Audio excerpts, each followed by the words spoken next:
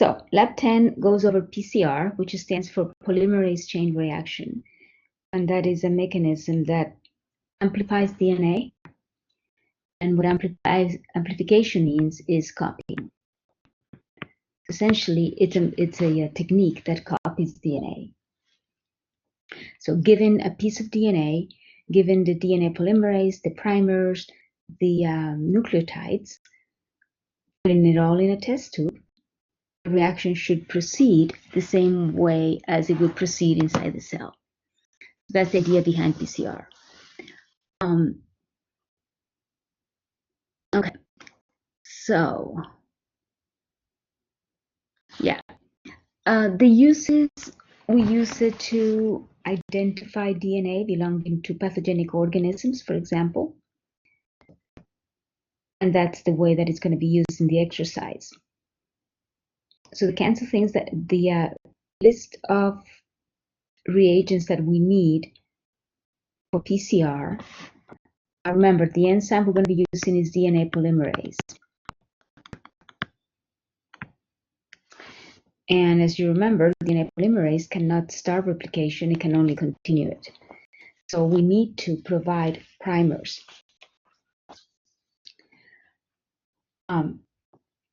RNA primers, which are going to be complementary to parts of the DNA that we want to amplify.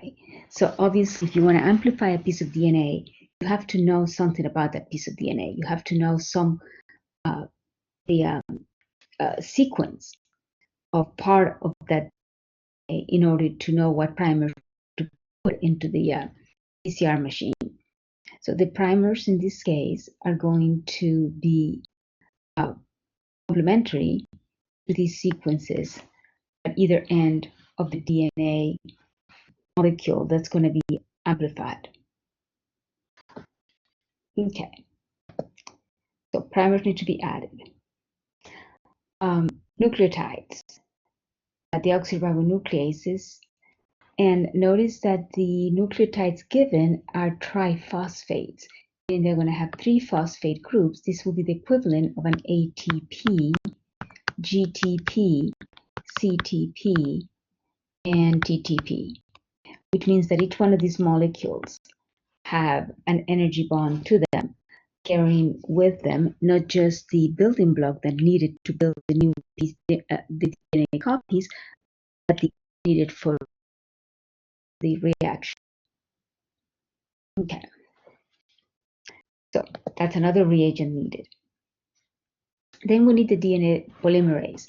And because PCR is a technique that's carried out at high temperatures, the DNA polymerase used is a thermostable DNA polymerase, which comes from a thermophilic organism.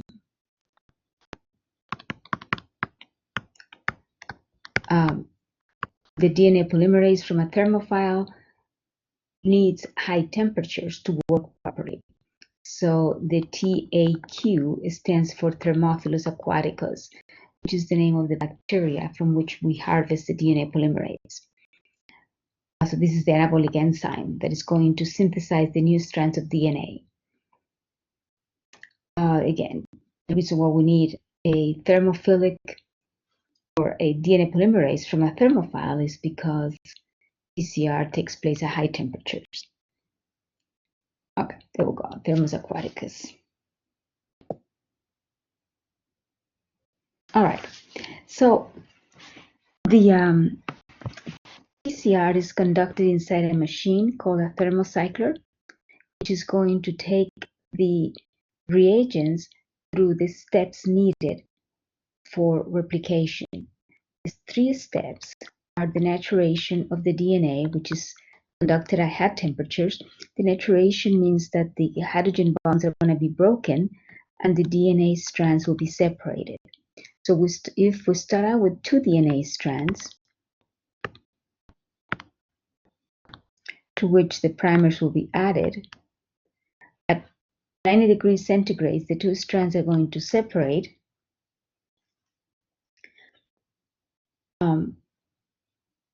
Then we need to lower the temperature to allow the primers to anneal the sequences at either end of the DNA fragment. So we lowered the temperature from 90 degrees to 55, 60 degrees centigrade. That allows the primers to anneal while keeping the DNA strands separated. And we're going to the extension part when we add the DNA polymerase. We'll begin to extend, copy the two DNA pieces. And this is not done at 75 degrees centigrade. So here you have it, the DNA sample, the DNA polymerase, the primers, nucleotides, and a buffer. And the buffer is needed to maintain an adequate pH for the enzyme to work. So this is the denaturation process, the primer right here being annealed, and then the DNA polymerase is to extend the fragments. Now, cycle of replication, now we have two double-stranded DNA pieces. So the next cycle is going to give us 4 templates that could be replicated. We went from 2 to 4. The next cycle will give us 8. The next will give us 16, and so on and so forth. That's what we call amplification. So here you have first cycle. If you start with one double-stranded piece, these are separated. First cycle of replication will give us 2 double-stranded pieces. Second cycle, each one of these pieces serves as a template for a copy. The next cycle will give us 4 double-stranded pieces. Each of the 4 will make 8 templates when they're separated. The next cycle will give us 16 pieces. So after many cycles, there will be enough DNA being produced to now separate the fragments using a gel electrophoresis. So we want to identify the fragments, or we want to work with the fragments. Now we have enough of them to put into a gel and begin separating. So that's the idea of PCR. Let me go to the lab report. Any questions about it? Oh, that's not it. Second. Oh, there we go.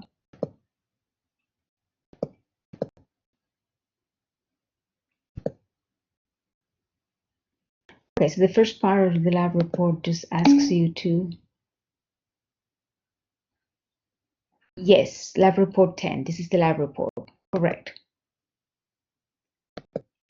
So we still have the transformation exercise to go through, but since we went over PCR, let's go over the, oh, the last one?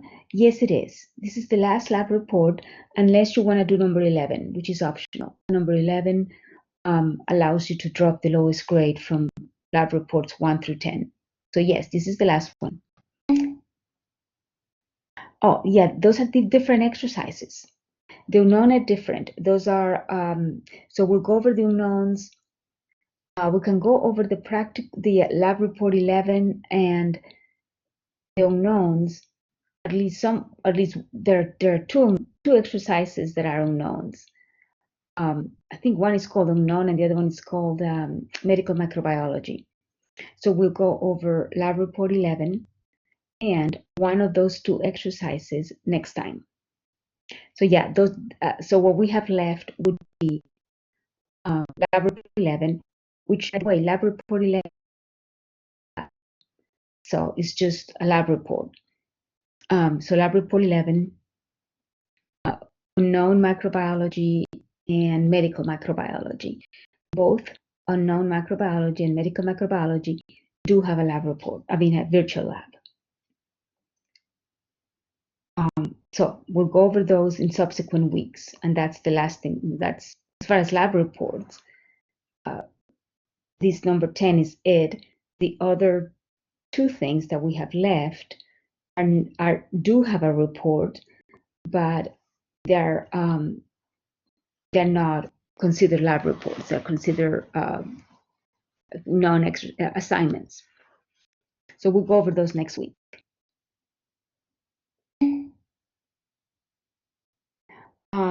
No, epidemiology is not part of the practical. So lab report 11 is not part of the practical. So when it comes to the practical, it would be lab report up to lab report 10 plus the 2 other assignments. So I will start putting the study guide for the practical. Probably this week I'll start putting the study guides for lab report 7, 8, and then next week I'll put 9 and 10, and then the rest of it. So the first part of the lab report is just definitions. I'll make sure you can list all the reagents needed for the PCR. Obviously the polymerase, the enzyme, make sure you know which one that is. Purpose of the buffer. Since we're dealing with enzymes, we need to keep the environment stable as far as pH and salt concentration. That we talked about why we use a thermophilic DNA polymerase, the function of the thermocycler, the three steps. When you do the experiment, they'll tell you about the master mix. Okay, let's see. Okay, so just a second, I'm just trying to remember how this went. Result. Okay. All right, so the PCR exercise, what they're doing is they're giving you a series of patients that are suspected of having meningitis.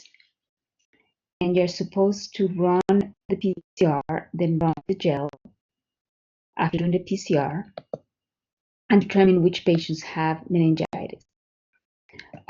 So we're looking for the DNA sequence of a bacteria called Neisseria meningitidis, which causes meningitis, and the samples of the patient, the specimen from the patient, is CSF, cerebrospinal fluid. So we have 5 patients.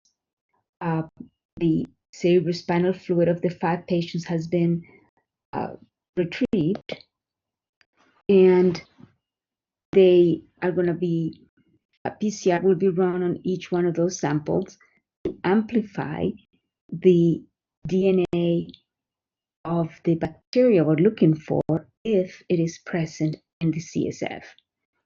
And then the gel is run to separate the fragments that have been amplified. We have control. The control is the a piece of DNA that we know comes from Neisseria meningitidis, and that will be compared to the bands from the CSF of the patients. So it's pretty straightforward. Okay. And then determine which patients were positive. Make sure you provide a picture of the gel. All right. Yeah, go ahead, Veronica. I'm looking at the lab on number 7. Okay. Yeah. That's the bacteria pathogens and then what disease is organism causing. Up under that, it says the DNA test is coming from the patient, the bacteria brought. I'm confused on that part. Okay, so choose one of them. So the DNA tested is coming from which one? The patient, bacteria, from both, or neither? So the tested DNA, meaning the DNA that is being run through the gel.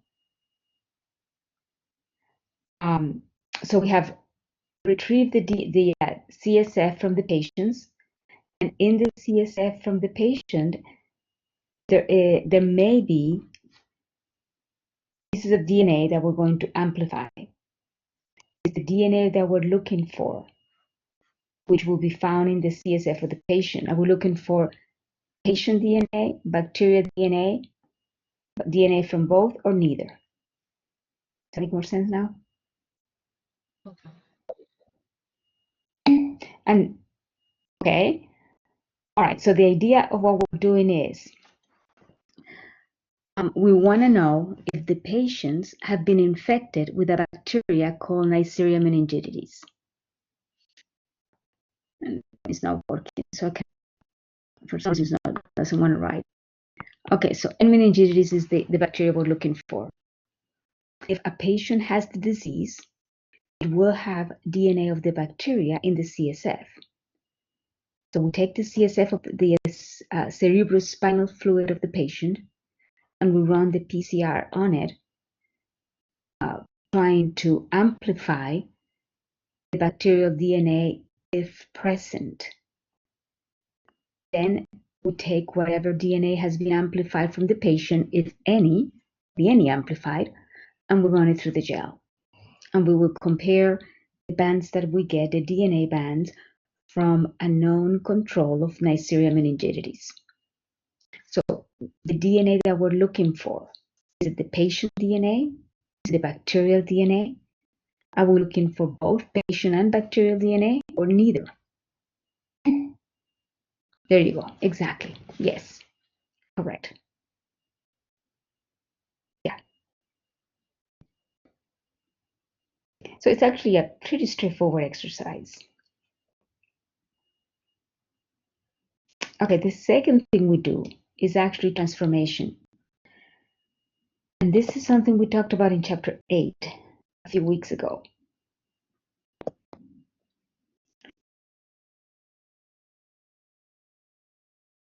Slides from chapter 8.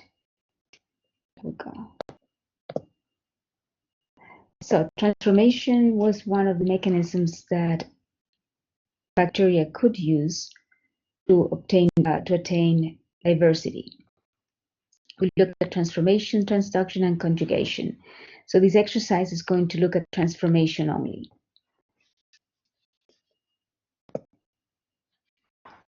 Okay, this is something going on here. All right. And this is from chapter 8. It's comparing and contrasting the mechanisms.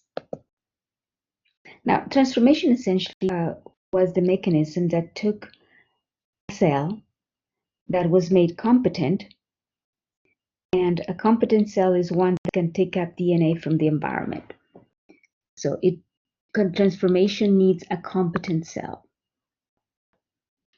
A cell that's competent, that can take up DNA from the environment, is a cell that has alterations, has pores in their cell membrane and in their cell wall that would allow DNA molecules from the environment to gain access to the inside of the cell. So, in the laboratory, we can make cells competent by exposing them to things like high concentrations of salt or shocking them with electrical currents. The DNA that we want to transform the cells with is typically single-stranded DNA. And this is back from chapter 8, Griffith's experiment, which was the experiment that found transformation. Okay, so in the laboratory, we use transformation to introduce genes into an organism. I do not understand why this is giving me so much problem here. Okay. All right. Okay. The receiving cell is made competent. In this case, we're using calcium chloride to create disturbances in the cell wall and the cell membrane of the cell that will allow it to take on the DNA. Remember, DNA is negatively charged. Calcium chloride is going to neutralize the negative charges of the DNA. And the cell is subject to cold, heat, cold treatments to damage the cell membrane and increase its porosity. So we're making the cell competent, essentially. All right. In the laboratory, we use plasmids to transform cells. So the DNA is going to come in the form of a plasmid, what we call a recombinant plasmid. A recombinant plasmid is a plasmid made in the laboratory, essentially, that has several features that makes the plasmid useful. Okay, so this is an example. First of all, a plasmid is going to have the gene that we want to put into the cell. Remember that in order to transcribe the gene, we need a promoter. So there will be a promoter for that gene. And part of the problem with transformation is that once you make cells competent and you expose them to the DNA, not all of the cells, not 100% of the cells are going to be transformed. So you need to know, you need to be able to identify the cells that were transformed. So that's why the plasmid is going to have a marker, a gene that will allow us to identify the transformed cells. Okay, so this is the way it goes.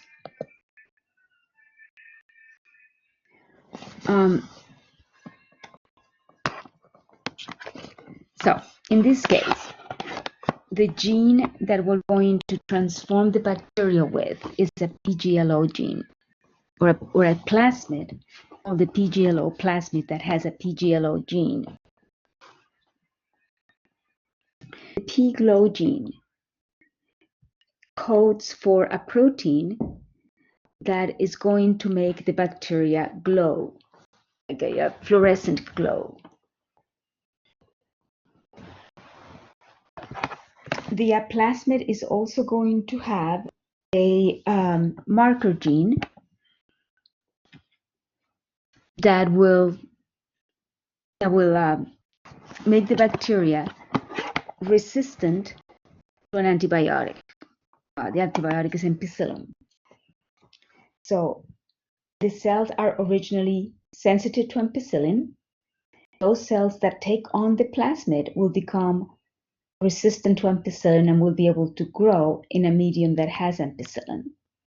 So we have regular medium, we have medium with ampicillin, and then we have medium with ampicillin plus sugar, which allows the PGLO gene to be expressed. So let's put all these, let's go a little bit more into these a little bit, because I know these are kind of a bit confusing. So the plasmid that is going to be used to transform the cells is a PGLO plasmid. The PGLO plasmid has an original replication. In case we want the plasmid to replicate itself, it's already there. It has the BLA gene, which provides resistance to ampicillin.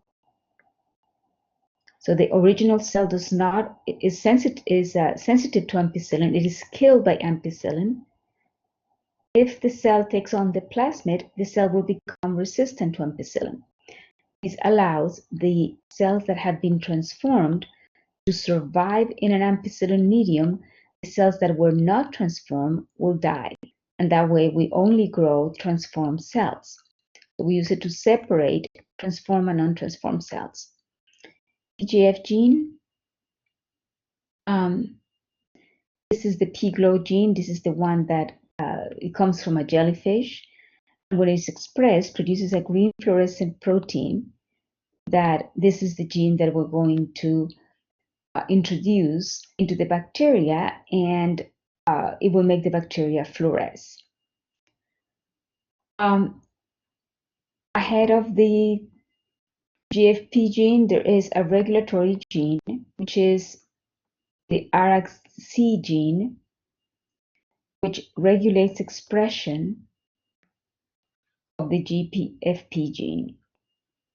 So this gene is going to be turned on by the sugar arabinose, so that transformed cells produce green fluorescent pigment only if arabinose is added to the medium. In other words, this is what we're doing. We not only want to introduce the gene, but we want to be able to control its expression.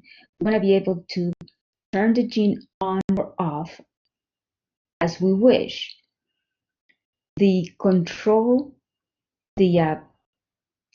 gene that regulates control of gene expression is the RXC gene. So this is similar to the lac operon, in which there is a repressor, and in the presence of lactose, the repressor is bound by the lactose, and now the repressor is moved out of the promoter, and the lac operon can be expressed. Similarly, in the presence of arabinose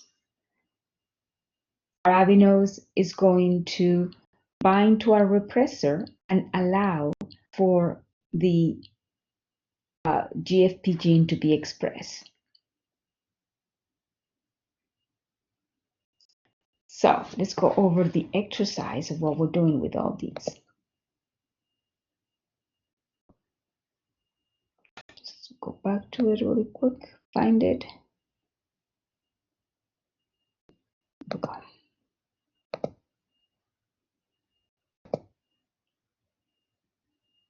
Okay.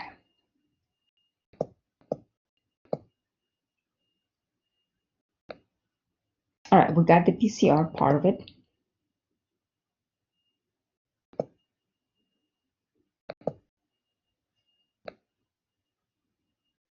Again, just describe some terms. We talked about the genes and the function of the genes that are found in the plasmid. That's the bacteria used in the experiment. As you're doing the experiment, they will tell you the name of the bacteria. Okay, so first of all, the cells, the bacterial population will be exposed to the plasmid. And we need to, once exposed to the plasmid, we need to separate those cells that have been transformed by, and have the plasmid inside versus the ones that did not get the plasmid. So in order to do that, that's what we use the ampicillin-resistant medium for. Those cells that have received the plasmid will be resistant to ampicillin. Those who didn't transform will not be resistant to ampicillin, will die in ampicillin. So the purpose of each of the types of media we talked about, LB agar is just a regular medium where everybody grows. The LB agar with ampicillin allows the transformed cells to grow. LB agar with ampicillin and arabinose not only allows the cells, the transformed cells to grow, but the arabinose will turn on the fluorescent gene, the GFP gene. In the LB agar, both kinds of cells grow, the ones that are transformed, the ones that are not transformed. So in this exercise, we're going to use two samples, one with the GLO gene, the other one without it. And we should determine which sample received the plasmid. We talked about the heat ice treatment, which makes the cells competent. Okay, so you want to see a picture of the plate with regular light and then with UV light. The fluorescent pigment will fluoresce under UV light only, so it will not fluoresce under regular light. So we want to see the results, and we have the plates of the bacteria that were transformed, and then we have the plates with the bacteria that were not transformed, so they did not get the plasmid. So if the bacteria was transformed, would you expect it to grow under LB medium? And do you expect to see the fluorescent dye under UV light? If the bacteria has been transformed, would you expect it to grow in the medium that has ampicillin? And would you expect it to have fluorescent colonies? And actually the results of answers to those questions are in the plates. that you're going to be looking at. And then if the cell was transformed, would it have the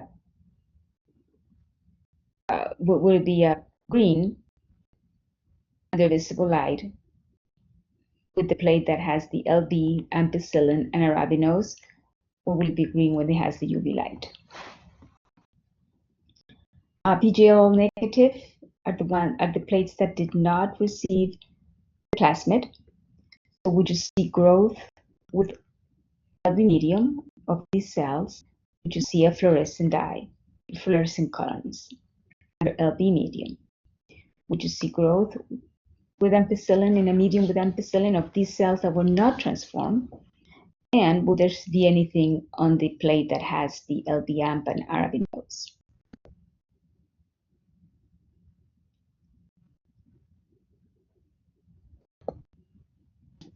Sure, didn't leave anything out. Okay. All right, so it says which showed that both cultures had bacteria capable of growing in non-selective medium. Okay, so what is a selective medium?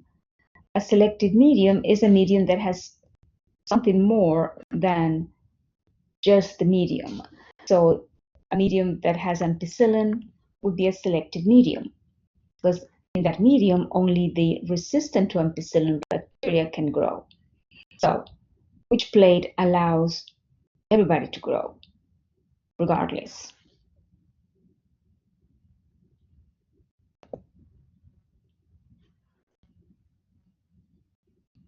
Which plate shows that the bacteria was originally not ampicillin resistant? The culture of non-transformed cells, those are the original bacteria. Those are the ones that do not have plasmid, so they have the original traits. And which plate shows that arabinose is needed to turn on the fluorescent dye? Okay, and as you do the exercise, you're talking about this question right here. Which plate? Okay, the selective plates. Remember, you need to be able to see that the arabinose needed. Yeah, the one that had arabinose is needed to turn on the GLO plate, the GLO gene. Okay, so would bacteria growing in the ampicillin grade plate be fluorescent? Would you expect to see fluorescence in a bacteria that does not have that is growing in a plate that doesn't have arabinose, but it does have the ampicillin resistance or the ampicillin antibiotic? And remember, to turn on the GLO gene, you need arabinose. So going back to the question, we have a plate without ampicillin and without arabinose. That's the original plate. We have a plate with ampicillin but not arabinose. And then we have a plate that has everything, ampicillin and arabinose. So which plate would make the bacteria grow? Under which conditions will the bacteria express the fluorescent gene? Correct. You need arabinose to express the fluorescent gene. Exactly. That's right there. The plates with arabinose. And then given a practical application of this technique that will produce useful products, again, as you go through the exercise, they will talk about some of the practical applications. This is the way that genes are introduced into bacteria. And any gene of interest will be, for example, genes that make insulin, so that the bacteria can now make human insulin for us. Genes that make growth hormone. So again, now the bacteria begins to make growth hormone for us that we can use as a therapeutic for patients. So there are several practical applications of these, and through the exercise, they will mention some of them. That is lab report 10. Any questions about it? It should be fairly straightforward. One thing I wanted to mention as you do,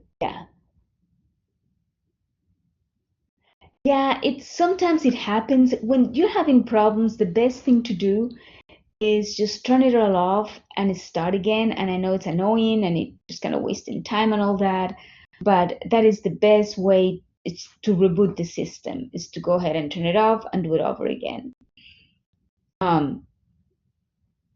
So these sometimes it happens. I don't know, has to do with the internet, or does it have to do with some type of glitch? The other thing you can do is just call tech support. I don't know how helpful they are, how much they can help. That also brings me to something I wanted to mention. We are having problems getting grades for these exercises. So make sure you save the PDFs. I have tried to get the grades from McGraw-Hill, and they're able to get me some of the grades, but not all of them. So I'm still working on that, but don't count on McGraw-Hill being able to retrieve grades. Make sure you take pictures and you save the PDFs of the exercises. At the end, the reports at the end of each exercise. Make sure you save that, because that will allow me to see what kind of grade you got out of the virtual lab, and then we'll have no problems. So make sure that you get the pictures and upload them. Don't even wait for me to ask you for them. Just go ahead and upload them, just to save time. When you turn in your lab report, also turn in all the PDFs from the exercises. Any questions?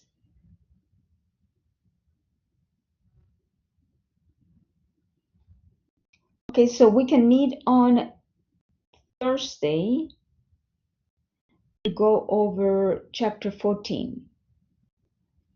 We should be able to start and finish it. It's not a long chapter. And then we'll be left with 15 and then we'll be ready for the next test.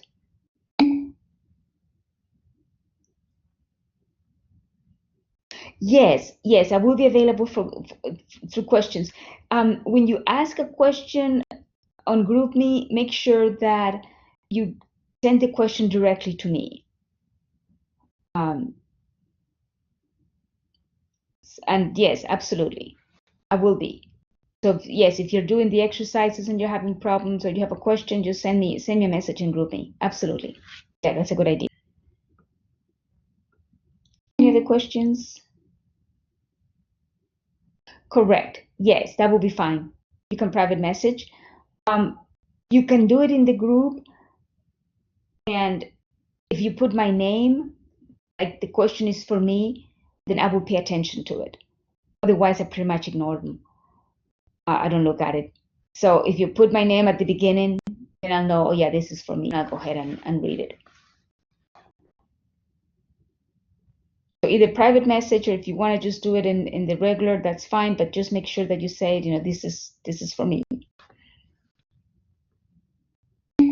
Perfect. Okay. Very good. Any other questions? Okay. So we'll meet again. Yeah, we'll see you on Thursday then. We'll meet again on Thursday. Take care. And I will post, you're welcome. I will post a recording